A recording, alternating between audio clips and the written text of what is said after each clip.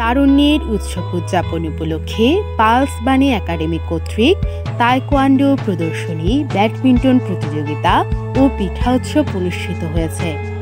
17 জানুয়ারি বিকাল 4টায় পালস কক্সবাজার পরিচালিত পালস বাণী একাডেমি বাইপাস সড়কে অবস্থিত পালস প্রধান কার্যালয় মাঠে তায়কোয়ান্ডো প্রদর্শনী, ব্যাডমিন্টন প্রতিযোগিতা ও পিঠা উৎসব সম্পন্ন হয়েছে।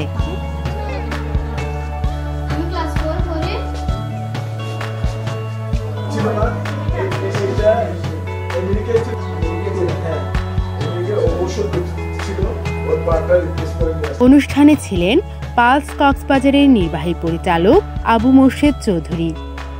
শিশু কিশোরদের খেলাধুলার প্রতি আগ্রহী করতে এই আয়োজন বলে জানান তিনি। সরকার 2025 সালকে তারুণ্যের উৎসব হিসেবে আখ্যায়িত করে বলেছেন। তো এই তারুণ্যের উৎসবকে সামনে রেখে আমাদের যে বদলে যাওয়ার যে একটা জুলাই আগস্টের বিপ্লবের মাধ্যমে নতুন বাংলাদেশ পেয়েছি, তরুণদেরকে উৎসাহিত করার জন্য আসলে মূলত এই আয়োজন। পালস বাণী একাডেমিতে এখানে যারা সুবিধাবঞ্চিত শিশুরা থাকে তাদেরও বিভিন্ন ধরনের নিজস্ব কিছু স্কিল আছে। তো আমরা চেয়েছি যে আজকের এই তারুণ্যের উৎসবের মাধ্যমে এই স্কিলগুলোকে জনসাধারণের কাছে, যারা অতিথি আসছেন তাদের কাছে এটাকে এক্সপ্লোর করা, বিশেষ করে তাইকোয়ান্ডো এবং ব্যাডমিন্টন প্রতিযোগিতার মাধ্যমে তাদেরকে আমরা উৎসাহিত প্রদান করলাম। পাশাপাশি আমাদের শীতকালীন পিঠার আয়োজন তো আমাদের টিচাররা করেছে।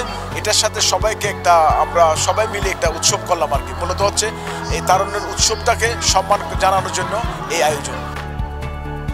অনুষ্ঠানে উপস্থিত ছিলেন জেলা যুব উন্নয়ন অধিদপ্তরের উপপরিচালক মোয়াজ্জেম হোসেন, আইএসসিজি লাইভলিহুড কোঅর্ডিনেটর আশিক কবির, ইউনাইটেড কারাতে ক্লাবের সাধারণ সম্পাদক উদয়শঙ্কর পাল মিঠু, সাবেক কাউন্সিলর সিরাজুল হক, পালস কক্সবাজারের প্রোগ্রাম ডিরেক্টর রাশিদুল হাসান, সহকারী পরিচালক আর্থিক ও প্রশাসন প্রশান্ত মিত্র সহ পালসের কর্মকর্তা কর্মচারীবৃন্দ।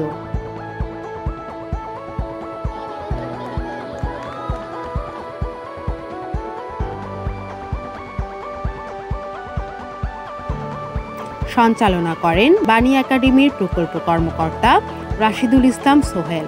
News desk, CCN।